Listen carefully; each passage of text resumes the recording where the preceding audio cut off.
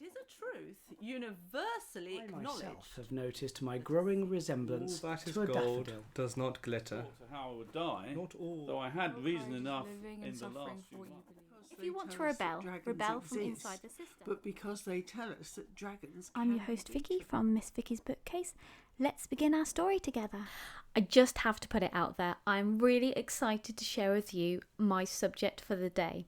And that is all about Bookish Christmas. Now, you may think it is slightly too early still for anything Christmassy, but if you're going to do any of these traditions, you may want to get this information in advance so you can prep it in advance and do it.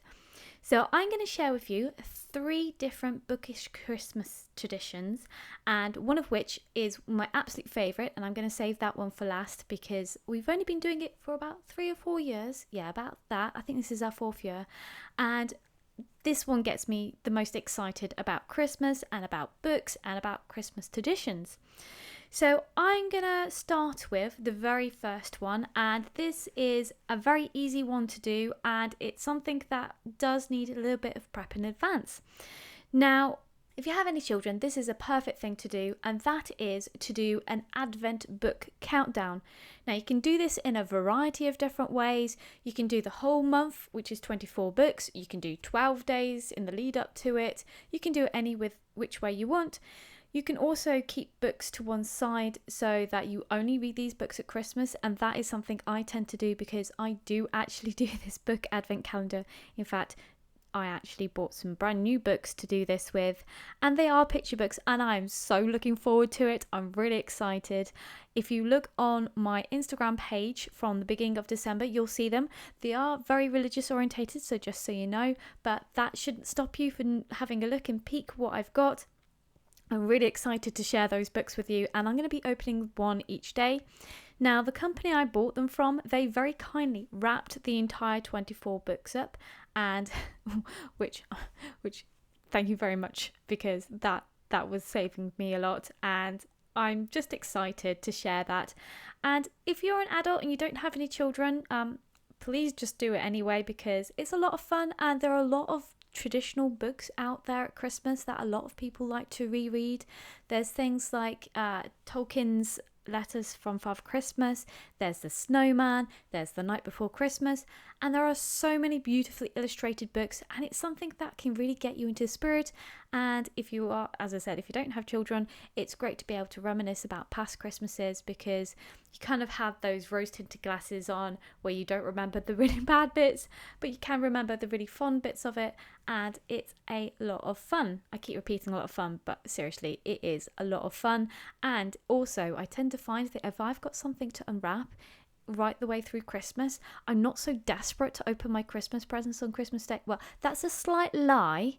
I am excited, and I am one of those people who is up majorly early because I'm too excited to sleep, and I really enjoy opening presents. I know, I'm one of those kind of people. But this is something that also, if you do have children, is something that kind of like takes the steam off, the build off of children get overly excited about Christmas and Christmas presents and being desperate to open them or even searching for them. So this will distract them, hopefully, especially if you wrap them up. If you don't wrap them up, that's absolutely fine. It's just something to do with your children or to read with a partner or husband or wife, and it's something that is really enjoyable. You can do this not as picture books, you can do it with short stories, as long as it's something that you can read in an evening. Now, if you want something that will last longer than the evening, then you could pick a Christmassy book to read throughout the month instead. And this is my second bookish tradition that I am kind of doing. And my pick for that is A Christmas Carol. It's something that's very special to me and something that I can read throughout the month. I do have also another one that I too tend to read, and that's a children's book by Lucy M. Boston, and it's The Children of Green Know. Again, it embodies something that's really Christmassy, and it's something that's very special.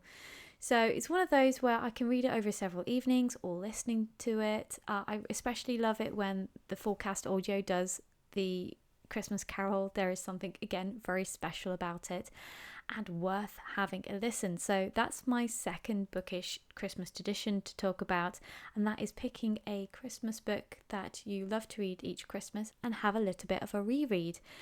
my family, having as an aside, do something similar but with films.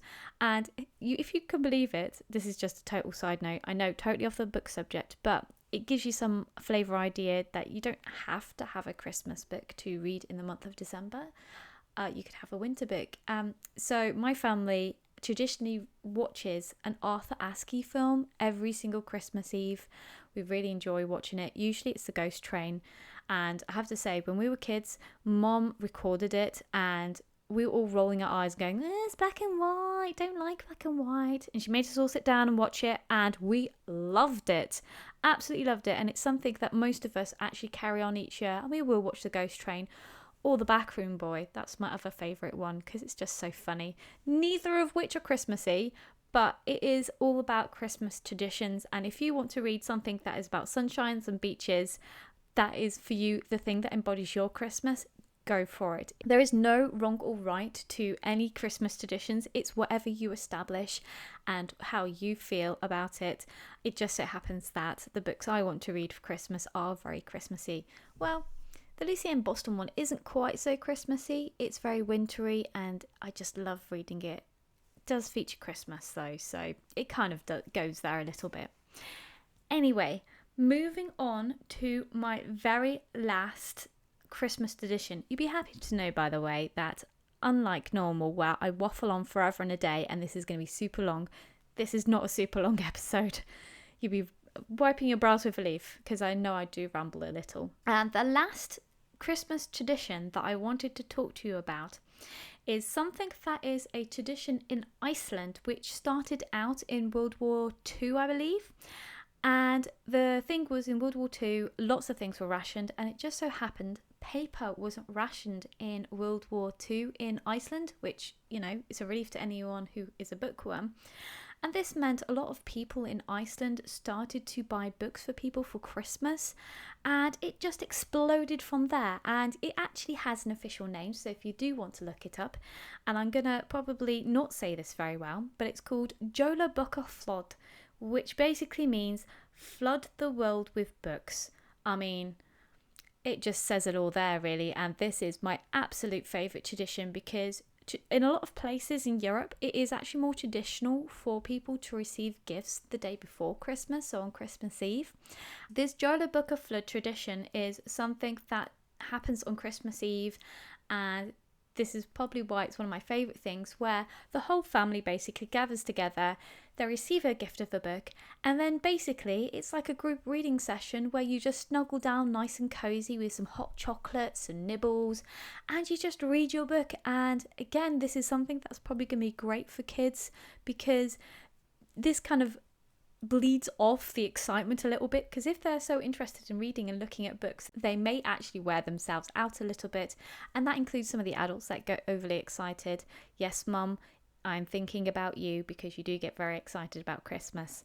Anyway, and it's such a nice thing to do. This is, as I said, this is the 4th year of us doing it, and it's just something that is so Christmassy to me because I'm going to receive a new book, which is something that I don't think anyone who's a bookworm would want to turn down, and it's just something that's nice and cozy and cuddled down, and really it's just a nice relaxing atmosphere, nothing frantic, nothing overly stressful. I do tend to find that I actually have a much better sleep and I feel so much more relaxed if I'm reading a book and then watching our traditional family movie of Arthur Askey, either The Backroom Boy or The Ghost Train. By the way, side note again, I do recommend them.